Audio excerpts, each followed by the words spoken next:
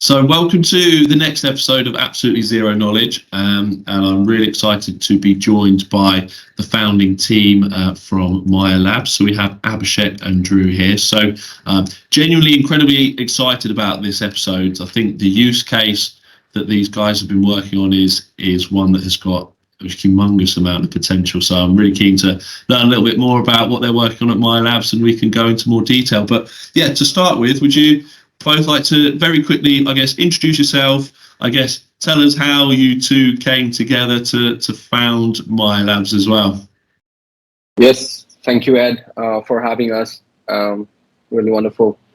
Let's start with the story of the Maya team, right? To introduce myself, I'm Abhishek. You can call me Abhi, co-founder and CEO of Maya. And in the call, we have Dhruv, who is my co-founder and CTO of Maya. So we have been friends for the past 7+ years now. So we first met in an university in 2017 when we started pursuing our computer science undergraduate degree, and we did a couple of hackathons together and built a bunch of cool stuff. And that's how we met. And so most of our journey has been together, working for different companies, working different projects, and so far, after graduating from university in 2021, we joined Atlassian as software engineers in the Jira team. In 4 months, we quit because we thought we were not cut out for it. And then we joined Nethermind as in the internship program, which is Nethermind is an Ethereum infrastructure company. We did an internship for close to 3 months, learned a lot about Ethereum proof of stake protocol. I was working on researching the Oracle try stuff, how Ethereum manages state and how it can reduce that state. And Dhruv was able to work on Ethereum execution client. And that's how we got into this world of innovation and Web3 kind of. And then eventually we joined Obo Labs as founding engineers in 2022. So where we built the core client for DVD, that is Caron, from scratch. It's now live on Minute, so you can also try running that out. So this has been an incredible journey together, but I will let Dhruv fill in the gaps where I missed. But yeah, that has been the journey so far. I can let you know more about Maya, but I will let Dhruv introduce himself first. Hi, Ed. Thanks for having me on this call. And I am Dhruv, co-founder and CTO of Maya Labs. Mostly Abhishek has covered everything, as both of us share the same journey. From university, we joined the same company, Atlassian, but in the different teams. Abhishek was in the Jira recovery team, and I was in the commerce team. Then we both joined Nethermind internship program. And then afterwards, as Abhishek mentioned, we joined Obol as founding engineers. There, Abhishek was employee number 1, and I was employee number 5 when Abhishek pulled me in by a referral. So, and now we both are building Maya Labs.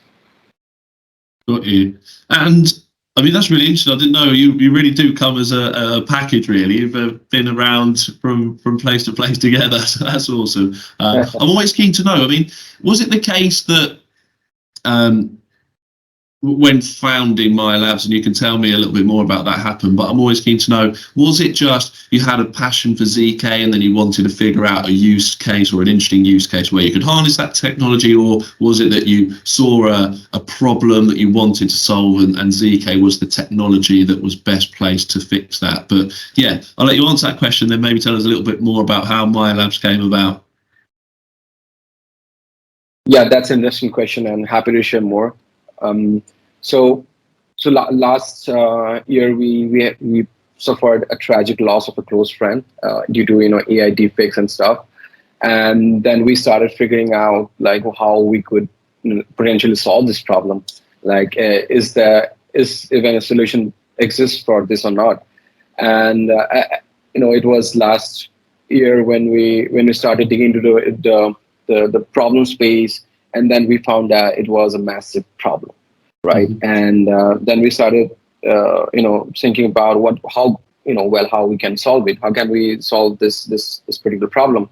And then we read all the resources. Then one of the resources that came into picture was Dan Bonet's article on how to use ZK proofs to fight disinformation, and another research paper by Daniel Kang about the title was ZK image, on how to use attested images to prove authenticity.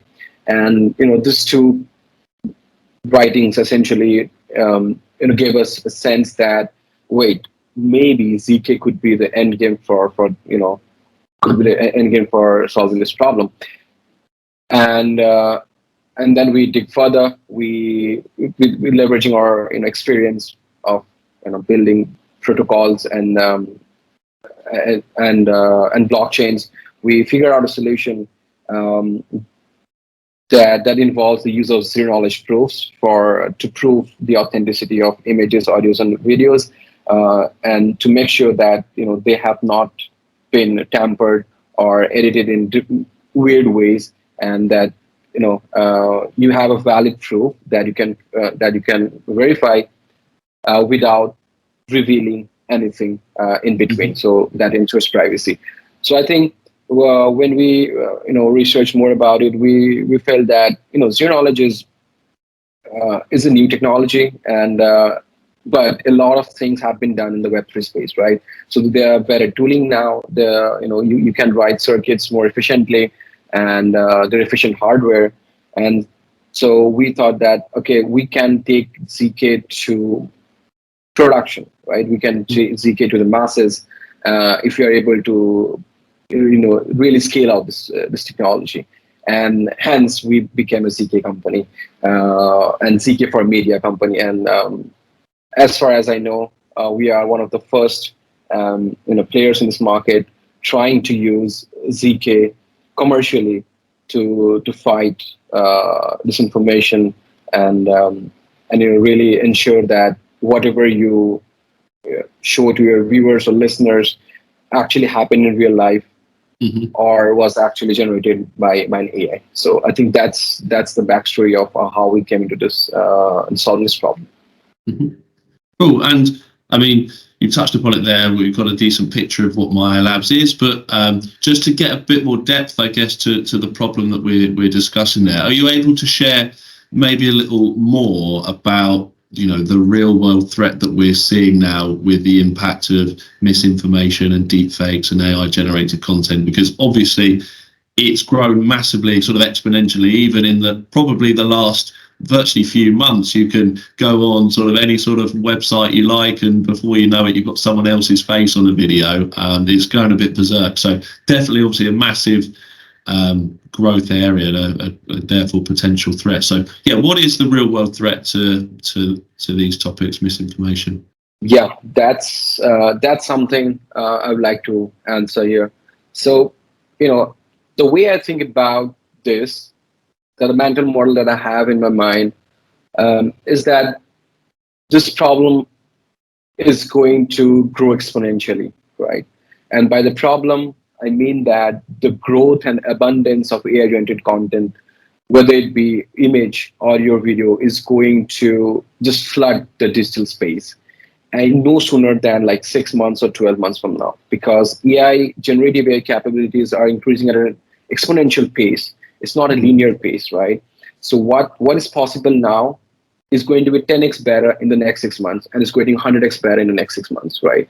So it's really a matter of time when the generative AI capabilities have reached a certain threshold where it is less indistinguishable from reality. And what it would do is that it would make it very easy, very cheap, and very accessible to create realistic content about things that never happen in real life. And because of that, there will be a massive confusion and a complete distrust in what you see online, right? So there could be like five faces of you floating around my social media feed, and I don't know which is the real ad, So that is the problem that we're trying to solve. And it's really important right now because when you have, in the next 12 months, if you don't have a solution, you will want to have a solution, because that will become a fundamental part of your life. Like, hey, I want to know if this is real or not, right? I mean, it's not really obvious now, but we believe, our hypothesis, that it's going to be very, very relevant in the coming months. Also, misinformation would be one of the most important tools that the hackers and people who want to destabilize the society, as well as destabilize governments as well, and they are actually already using this new GenAI capabilities to disrupt and spread misinformation and disinformation at a ever-growing fast rate, right? And it's already happening. And with all the US elections coming this year, and a lot of big elections that are coming in the next few years, I think they would be powered by, it would be much easier to subside or influence those elections, because this tool will become commoditized. That is, anyone can use it. It's as easy as downloading an app and then doing something, taking my picture and then creating a whole full length movie out of something which never happened. So I think, we are looking at potentially something which is going to really transform the society from the bare bones itself, really thinning the lines between what's real and what's fake, and a solution is really pertinent at this point in time. Mm-hmm. And just on that one, what do you think? Might be a broad question or a tough one to answer, but what do you think is the biggest threat? You mentioned just there about the impact it can have, sort of from a political standpoint in elections, for example. Is that a big one, or are there? If there was one you had to pick, or one you see being quite the largest threat to society, I guess, what would you say that was? Yeah. So this problem of AI and content, AI manipulated content, will affect not just customers, end users like you and me. It would also affect all the businesses alike. But if I had to choose one, I would say it would impact the end users more, right? Mm-hmm. In the sense that in 12 months from now, for example, anything you publish, any podcast, for example, you publish, could be generated in seconds using a tool, right? And what this would cause is massive loss to credibility to business owners like you, and even for listeners like the listeners of this podcast won't understand if this podcast was really recorded, right? Mm-hmm. And was it like some random people and some random audio saying real things though, right? And I think it's all of us who is going to be affected by this. It's not something that even businesses will suffer. End users will suffer a lot, from frauds to unstable relationships, from businesses that suffer massive losses in terms of fraud or mostly in terms of fraud, and in terms of customer relationships and employee relationships and so on and so forth. That everything will be marred by things like the GenAI capabilities. Cool. I guess that leads us perfectly into the next question, which is a little bit more about Maya Labs then, and you can go into more depth. We obviously know the issue you're trying to counter, but how ultimately is Maya Labs designed to counter the threats that you've just described? Yeah, I'll try to explain what Maya Labs is building, and then Dhruv can probably explain the technology behind it for our technical audience, right? So what Maya Labs is trying to do is to build a protocol, and the protocol, we are naming it the Maya protocol. Mm-hmm. And this Maya protocol is a decentralized protocol for the authenticity of digital media content, such as audios, images, and videos, right? So for a mental model, you can think of it as HTTPS, right? So whenever you go to a website, when you see HTTP, you are not comfortable, trusting the website. That I don't know if I should enter my personal details here, because it's not secure and anyone can read the data. It's not private. And when you go to a HTTPS website, you see a padlock symbol, and then you're like, oh, this is legit, this is secure, and I believe I can send any of your personal details, including credit card details here. Similarly, we envision that the My protocol will become HTTPS for digital media content, right? When you see a piece of content authenticated by My protocol, that is, you can see that this is Maya verified, right? You can actually believe and see for yourself by looking on chain or all the data tools available, because everything's public. You can really verify that it is what it is, right? It's not something which cannot be trusted. It's something that can be trusted. So I think that's the mental model that I like to talk about My protocol, is that it's HTTPS for digital media authenticity. There's authenticity of any piece of media content. And we are trying to build this protocol as a credibly neutral platform, permissionless, and obviously open source.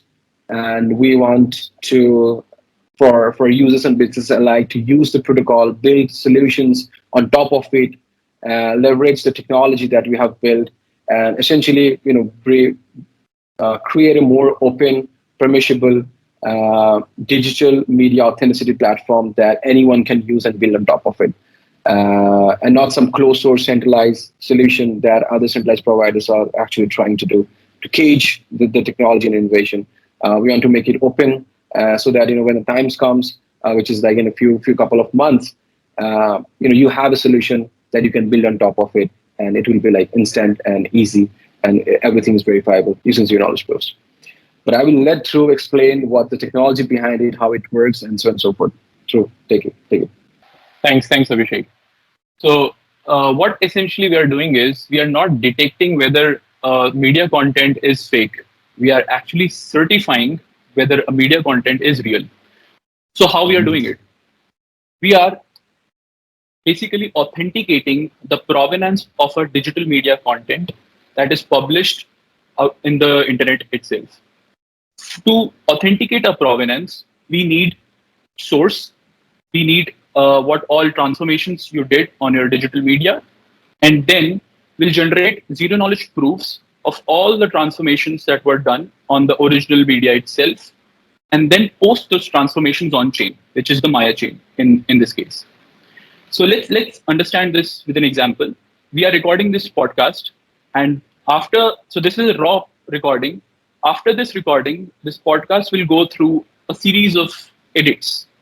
We'll remove background noise, we'll trim some parts, and then we'll make it more publishable on the internet. So how should a listener figures out that this podcast was actually came from Ed and understanding recruitment and not AI generated? Because this was actually captured. So this is what Maya protocol provides. Perfect. Sorry, I sneezed at quite an inopportune time there. Thanks for that. One thing you mentioned there, I was just so I've got it clear. Who's, I guess, the end user? Obviously, you and I. Is this platform somehow going to be utilised by the end user itself? Do you envisage more maybe of a B2B element, whereby who knows, in the future you could work with the likes of YouTube to have the sort of Maya protocol sort of embedded within that, for example? Have you given that much thought, or what's, I guess, maybe the short term? How is ultimately the end user going to reach Maya protocol? Yeah, we envision it as to be a B2B kind of a platform where businesses use and build on top of my protocol as they see fit. For example, yes, we want to partner, or YouTube, social media companies and like YouTube, Twitter, they can use eventually they can use the platform for authenticating images or audios or videos that are published to their platform, right? And it's essentially something which is like a base layer that companies like Twitter can build on top of it for the particular use case. For example, they want to build an internal tool and they want to authenticate content, right? That's flowing into their platform. They can leverage some of the parts from my protocol in order to build that, and that would be that is one of the use cases for them. Okay, cool. And another thing Drew mentioned was obviously a little bit about provenance and authenticity. Obviously, those can, I guess, work side by side, but are slightly different in their own sense. Is that something that you could maybe shed a bit of light on, and maybe the impact of those on what you're working on too? Yeah, I think this is very common thing that people don't care about or don't understand, is that provenance and authenticity are two different concepts, right? So by provenance, what we mean is we trace the source and history of a piece of media, right? So where was this image captured? What all edits were done on it? And that result in a final image, right? So this is like the provenance of it. Now, how the current standards are built on, how other projects are trying to do this, is that whenever you do an edit on an image, you have to sign the image with a private key, essentially saying that, okay, it's Abhishek who has edited the image, and I'm signing it to prove that I have done this edit, right? And so on and so forth. So imagine a provenance of audio that has been signed by multiple people. So there are multiple digital signatures associated with the provenance. So far, so good, right? So it's like Ed created this image, I cropped it through resizes, and some other person grayscaled it, and everyone signed from using the private keys, right? So this is the whole provenance of it. Anyone can verify the signatures from using public keys from Ed, from myself, and through, and for the other person, and all the signatures will be valid, and you can say that provenance is verified. Hence, this image should be perfect, right? It should not be tampered with. Wrong. That's where that's the basic difference between provenance and authenticity. So by authenticity, what we mean is, when this image was captured by Ed, right, and when I cropped it, what prevents me from changing the original image that Ed created with something random from the internet? For example, you took a picture of a dog, and and when I try editing it, I just changed completely, and I inserted completely different image of a cat, for example, and I signed it. Dhruv took that image, he changed that image to something else, and he signed it too. So in that sense, you now have a provenance where the first image is a dog, the second image is a cat, the third image is some different thing, and so on and so forth. But all of this provenance is perfectly signed. You can verify the signatures, but is the final image a true picture of what the initial image was? That's not, right? Because even if the signatures are valid, you cannot prove that the final image actually came out as a series of edits that happened in the source image, right? That's where we are different, and that's what the innovative approach that we're trying to take in, and that's what zero knowledge is actually enabling us to do so. What zero knowledge technology, what ZK Snarks are providing us the capability to do that, is that it is able to prove to anyone essentially that, hey, this is the final image, this is the source image, and if I say that this is the image of a cat, and there are 3 edits that were done on it, like crop, grayscale, and resize, and this is what original final image.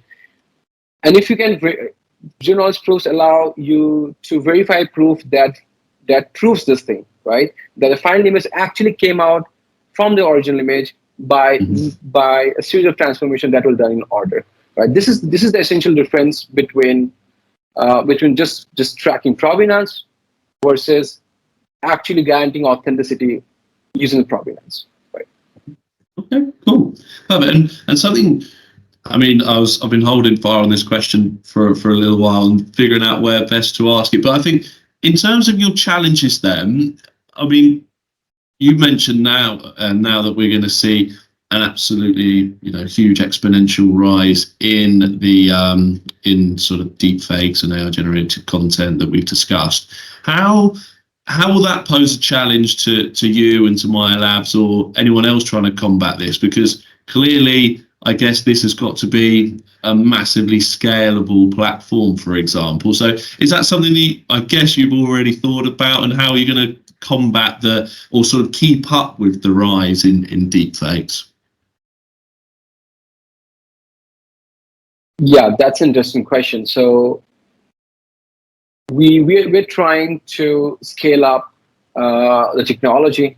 We actually, we have started researching on what we can do to create a better proof system for customized, just for proving, media content, right?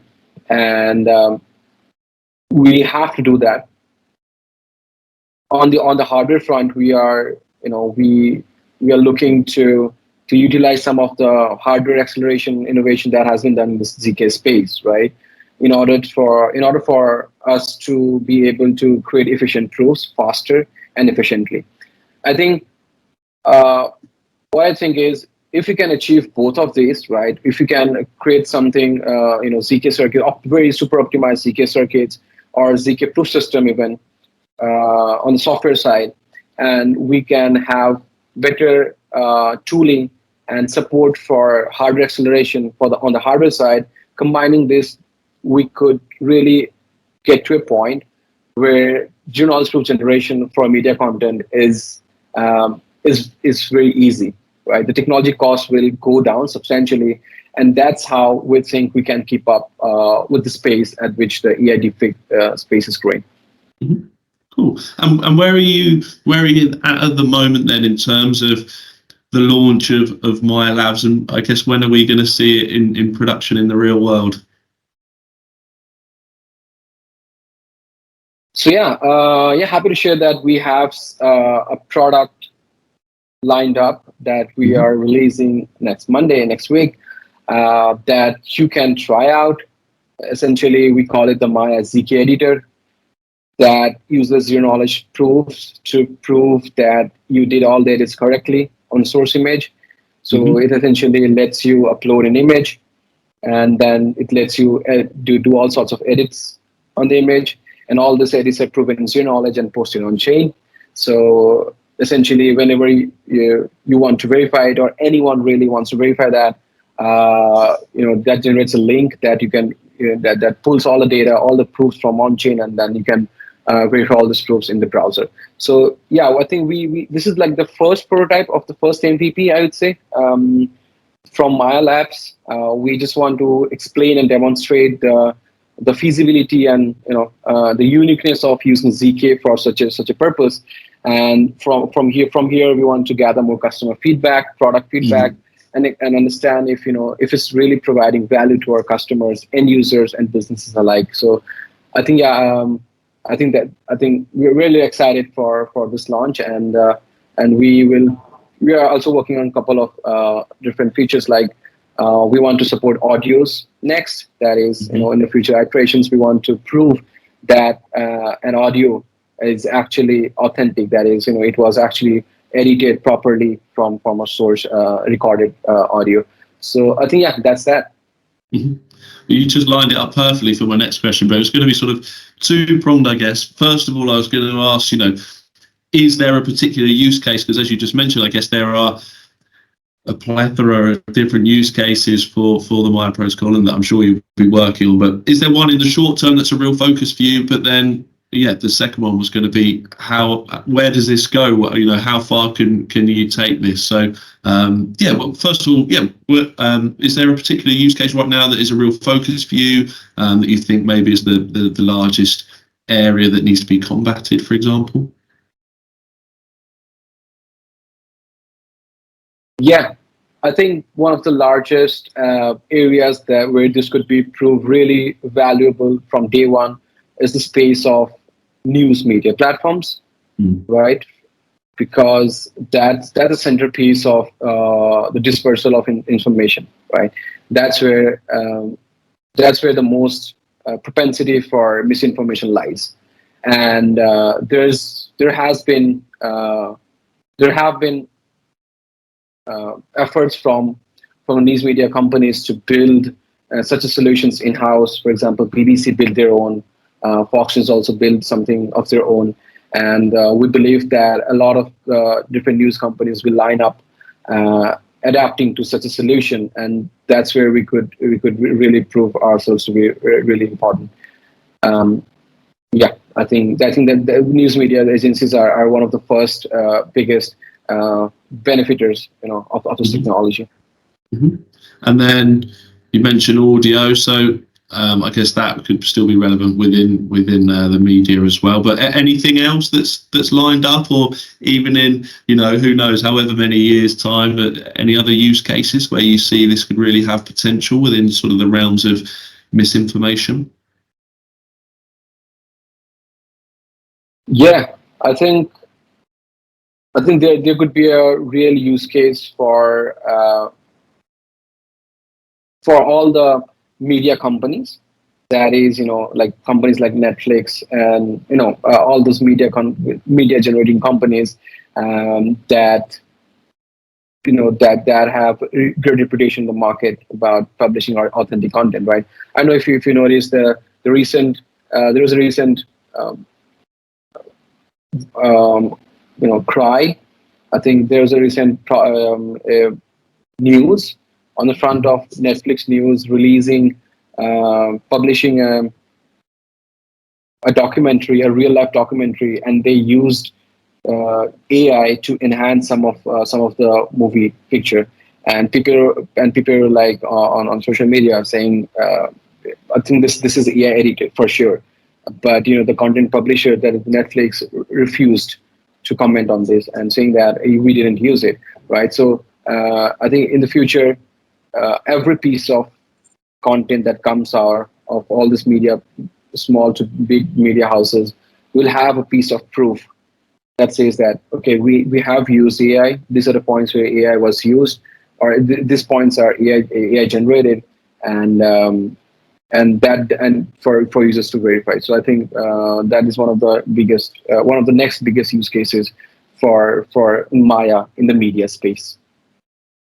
Awesome. Well, I mean, like I said right at the start, I think it's certainly one of the most fascinating and, I guess, genuine real-world problems to be solved here. I don't know whether there's anything else you wanted to wrap up with, any other pearls of wisdom from Maya, or anything else you want to share with us. Obviously, we'll be keeping our eyes peeled on the ZK, or the Maya ZK editor, coming out next week. But yeah, anything else in store in the short term, or anything else we should look out for? Yeah, I think you should certainly try out the Maya ZK editor. Please provide us feedback on how to make it better, and your feedback would be really important. And in the future, please look out for us in terms of supporting audios and videos, so that maybe 6 months from now, and when you record a new podcast, you could use our platform or service to authenticate and tell your users that, hey, this is a ZK proof that this audio is real. And yeah, I think you should be tuned to look keep looking for that. I'm not sure anyone would want to mimic me anyway, but we can give it a go. But you do have a lot of videos on YouTube, right? So anyone can train. Even I can train that, and then I can create a fake version of Ed talking to like multiple people. But yeah. Cool. Well, I really appreciate time. One last thing I always like to ask. We'll probably have, maybe people listening who are keen to enter the world of zero knowledge. Obviously, you and Drew were took the route of going away and sort of founding your own business utilizing zero knowledge proof. Is there any last sort of advice or tips or anything you would give to someone who's really keen to upskill and learn more about ZK and ultimately sort of enter the world of zero knowledge proofs? So you want to take this? Yeah, sure. So I would say that if you are from a technical background, start coding, start looking out for the resources, learn the basics, what are fields, how they work, what are rings, what are elliptic curves. There are resources in the online world. For example, there's a good tutorial by Rare Skills. There's a very good and very comprehensive compiled set of resources by Ingo Niyama. They call it Ingopedia, which basically has all the resources in order you need in order to learn ZK snarks and all the advancements in zero knowledge proofs, and just start implementing, build cool stuff. Perfect. And yeah, that's typically the advice we get. Like we said, off camera beforehand or before we started recording, it's you know, you've just come back from Athens. It's such a tight-knit community. There's so much resource out there. There's so many people willing to help and willing to share their expertise as well. So there's so many people you can lean upon, but ultimately just get stuck in and give it a go and yeah, see where it takes you. But yeah, thank you so much for your time. I've ticked off everything that I wanted to cover. So unless there's anything else from you, then yeah, we'll leave you to go and build. And yeah, look forward to seeing your release coming out very soon. And yeah, everyone go and check out the My ZK editor, pass on your feedback, and look forward to hearing how it goes. Thanks, Ed. Thank you for having us. It's really amazing discussion that we had today. Brilliant. Thanks a lot, Ed. No problems. Thanks, guys. Take care. Speak soon.